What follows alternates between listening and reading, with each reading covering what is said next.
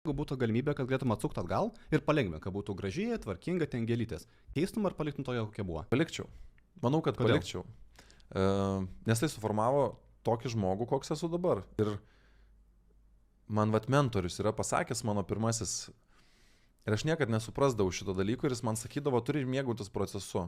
Tai dabar, jeigu pažiūrėčiau platesnių spektrų, tai gyvenimas apie tai ir smagus yra, apie tą kelionę, apie visus tos gerus dalykus, blogus dalykus, apie kažkokį džiaugsmą, skausmą, liūdėsi, dar kažką. Turėjom su Kriščiūnu Algiu podcastą ir mes kalbėjom apie tą nebūtį, apie tą, kas, žinom, kad kiekvieno gyvenimas galiausiai baigsis. Tai jeigu tu manęs paklausi, ar norėčiau kažką atsukti atgal, ne, fucking, čia mano istorija. Aš ją rašau, aš esu pats savo filmo herojus. Kaip ir dar esu girdėjęs vieną labai gerą pasakymą, kad gyvenimas eina iš mūsų, ne į mus kažkaip.